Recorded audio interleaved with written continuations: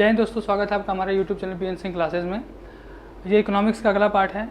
जैसा कि आप लोग जानते हैं कि हम लोग इकोनॉमिक्स का ये चौथा या पांचवा वीडियो होगा। आप लोग हमारे जो प्लेलिस्ट है उसमें आप विजिट कर सकते हैं। हर सब्जेक्ट का एक प्लेलिस्ट हम लोगों ने बनाया हुआ है, उसमें आप जाएंगे और सीक्वेंस वाइज आपको हर वीडियो आपको वहाँ पे उपलब्ध होगा।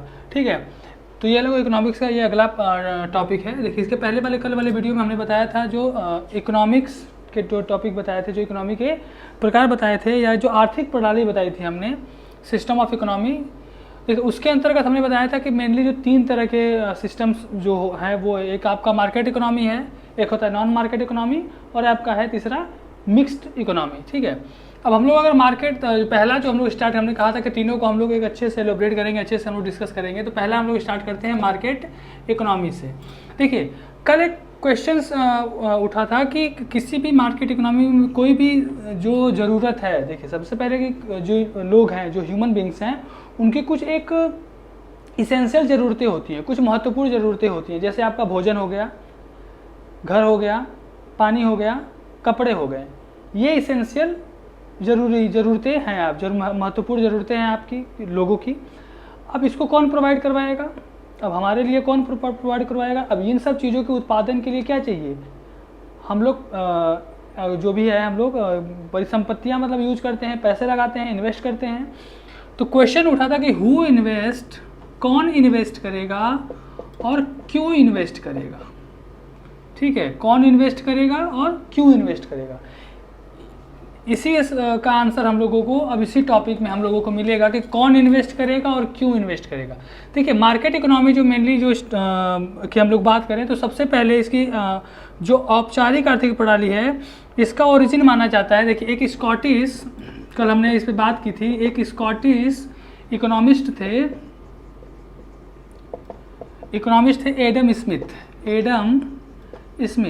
एडम स्मिथ ने एक बुक लिखी थी जिसका नाम था wealth of nation.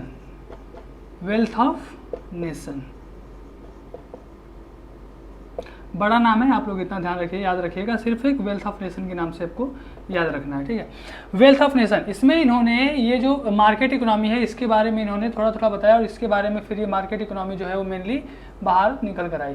Wealth of nation या जो स्कॉटिश इकोनॉमिस्ट जो एडम स्मिथ थे, उन्होंने क्या बात की और क्या उनके विचार थे और क्या उन्होंने कहा, इसके बारे में हम लोग देखते हैं। ठीक है, सबसे पहले इन्होंने कहा कि किसी भी समाज में जिन वस्तुओं या जिन वस्तुओं की ज़रूरत होती है, ठीक है, वो कौन प्रोवाइड करेगा? वो उन्हीं समाज में से जो कुछ लोग होंगे या कोई व्यक्ति होगा या कोई फर्म होगी, वो वस्तुएं प्रोवाइड करवाएगी या उनका प्रोडक्शन करवाएगा। किस लिए करवाएगा? सेल्फ इंटरेस्ट के लिए, खुद के इंटरेस्ट के लिए वो प्रोवाइड करवाएगा। ठीक है, जैसे मार्केट इकोनॉमी का मतलब क्या होता है, इसके लिए क्या है कि एक फेयर मार्केट, मतलब एक मार्केट होनी चाहिए और इस मार्केट में एक कंपटीशन होना चाहिए। ठीक है, और ये मेनली जो ये मार्केट इकोनॉमी है, एडम स्मिथ ने एक सिस्टम बताया था, एक रूल बताया था कि ये जो मार्केट इकोनॉमी है ये पूरी की पूरी एक सिस्टम पे रन करती है और वो है आपका सप्लाई एंड डिमांड। ये जो पूरी की पूरी जो मार्केट इकोनॉमी है वो आपका इस सिस्टम पे काम करती है, सप्लाई एंड डिमांड। अब पहला सबसे जो इम्पोर्टेंट क्वेश्चन आता है, पहला आपको ये पता चल गया कि कौन इन्वेस्ट करेगा और क्यों इन्वेस्ट करेगा। क्योंकि उसको अपने खुद के फायदे के लिए वो इन्वेस्ट करेगा, क्योंकि कोई भी कंपनी जो है वो कोई भी चीज़ का उत्पादन करेगी तो फिर उसको, देखिए, मेन एम जो मार्केट इकोनॉमी में मेन एम क्या है? मेन एम जो है वो है आपका प्रॉफिट होना, प्रॉफिट गेन करना। और इस प्रॉफिट के लिए वो चीज़ों का उत्पादन करेगी, लोग खरीदेंगे, उससे कंपनियों को प्रॉफिट होगी, पैसे मिलेंगे जो भी। तो ये आपका पहला जो क्वेश्चन है वो आपका मिल गया कि लोग सेल्फ इंटरेस्ट के लिए उत्पादन करेंगे, इन्वेस्ट करेंगे। ठीक है, अब दूसरा जो सवाल क्वेश्चन आता है कि किसी भी इकोनॉमी की हम जब बात करें, किसी भी सिस्टम की हम लोग बात करें, तो तीन मोस्ट इंपॉर्टेंट चीज़ें आती हैं कि क्या बनाना है, मतलब क्या प्रोडक्शन होना है, कितना प्रोडक्शन करना है और उसका जो प्राइस है वो कितना होना चाहिए।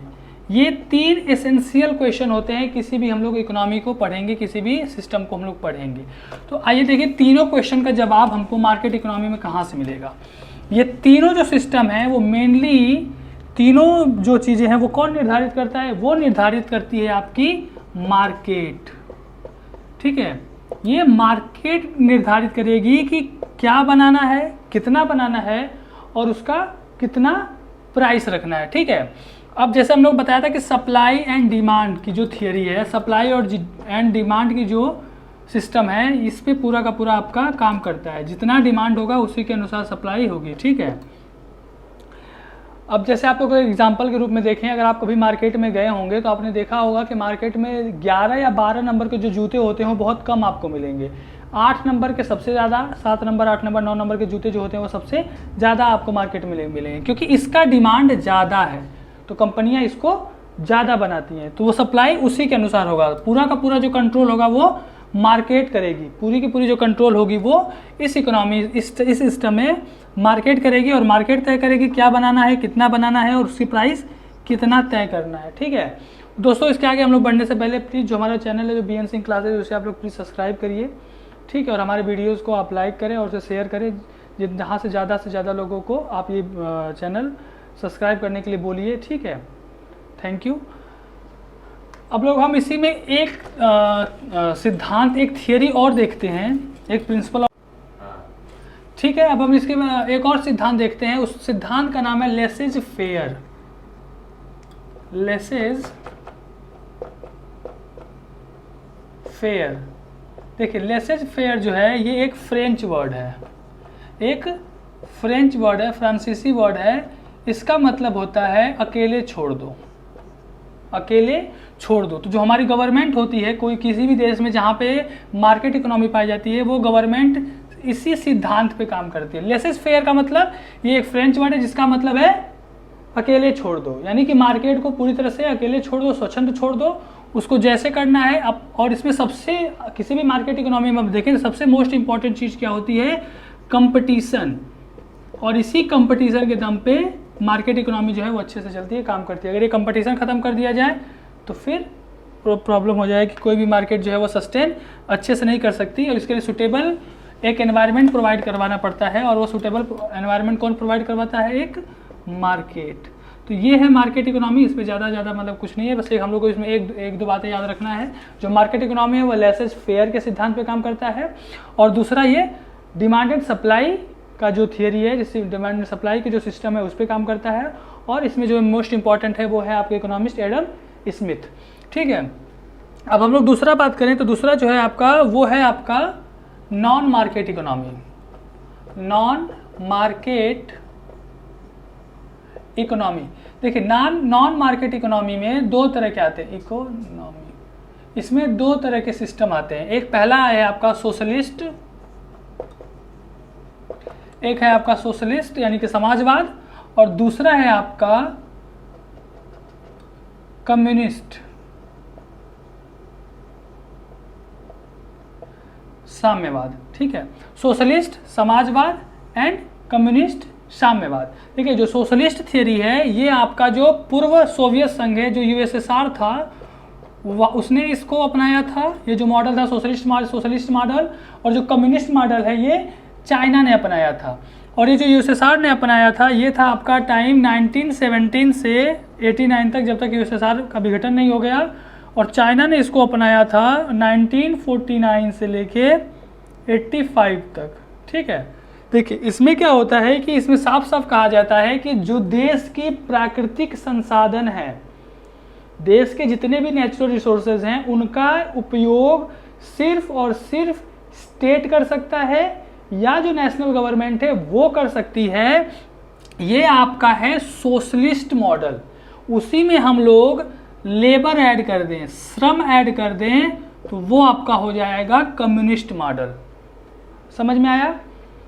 सोशलिस्ट मॉडल में साफ साफ लिखा गया है, ये जो आपका नॉन मार्केट इकोनॉमी है ये साफ साफ कहती है कि जो भी नेचुरल रिसोर्सेज हैं उनका यूज सिर्फ और सिर्फ राज्य कर सकता है, नेशनल गवर्नमेंट कर सकती है। और किसके लिए? सोशल वेलफेयर के लिए। और कम्युनिस्ट में जैसे ही हम लोग जाएंगे चाइना मॉडल पे, तो यहाँ पे सीधा सीधा एक वर्ड आ जाएगा लेबर, यानी कि श्रम जोड़ दिया जाएगा। ठीक है, ठीक है।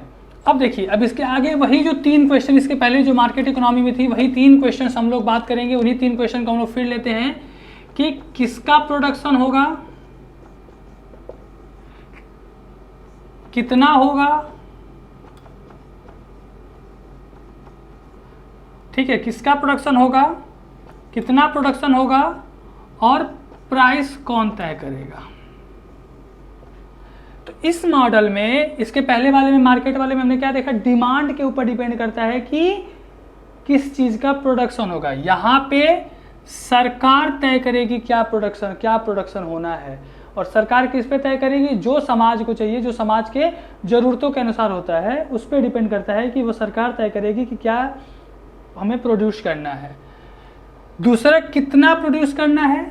देखिए, ये पूरा का पूरा जो सिस्टम है, ये पूरा का पूरा जो सिस्टम है सोशल वेलफेयर के लिए काम करता है, समाज के भलाई के लिए काम करता है।